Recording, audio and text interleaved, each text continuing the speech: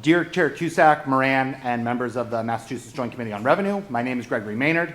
I'm the co-founder and executive director of the Boston Policy Institute, a policy-focused nonprofit organization. I'm going to talk about a couple of reports and other information, and folks can find that at our website, bostonpolicyinstitute.org. In this testimony, I will refer to a report BPI released in February 2024 titled "The Fiscal Fallout of Boston's Empty Offices," which found that Boston faces a $1.5 billion commercial property tax shortfall over the next 5 years due to falling office values. I will also discuss what the conclusions of that report say about Boston's home rule petition. Here's the headline. This home rule petition provides temporary relief for homeowners while doing nothing to address the budget crisis that Boston faces. Boston derives more than 70% of its revenue from property taxes, making it an extreme outlier among major American cities. BPI predicted, and now Boston's own assessing department has confirmed, that the decline in office values will shift an increasing share of the city's property tax burden onto residential property owners, including homeowners and apartment landlords. Boston's leaders are understandably concerned about asking residential property owners to shoulder a larger tax burden, and this legislation is the result of those concerns. They are right to be concerned. If this legislation is not passed, homeowners in Boston will face a 28% increase in their property taxes in the new year. Even if this legislation is passed, however, homeowners still face the threat of double-digit increases in their property tax bills. It simply delays those increases for a few years. This isn't a bold prediction. It is what BPI's report, along with analyses from the Tax Policy Center, the Federal Reserve Bank of New York, and extensive reporting by commercial real estate experts all agree on. Commercial property values will continue to fall.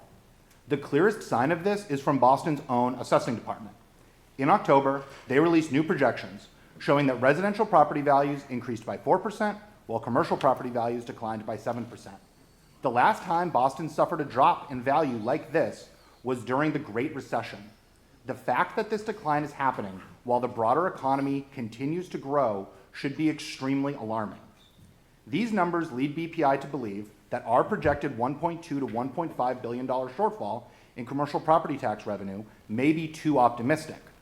The 7% decline in commercial property values is almost half of the total decline BPI had projected for the entire 2024 to 2029 period. In real terms, this 7% nominal decline is closer to 10%. BPI had expected a total fall in commercial property values of 25% in real terms over 5 years. Put simply, Boston's commercial property values are dropping much faster than BPI predicted back in February, and there is substantial evidence to suggest that they will continue to fall. This home rule petition is not a long-term solution for anyone hoping to shield Boston's homeowners from rapidly increasing property taxes. Boston's budget crisis is complex and decades in the making. Addressing it requires a much broader, more data-driven conversation than has occurred thus far. Okay, Thank you. Thank you. Is there anyone who has questions? I do. So what do you suggest? So what we suggest is that the city take this more seriously than it has so far. What we've heard from, we agree with the sentiments that everyone has expressed that a big bump in property taxes would be bad for homeowners.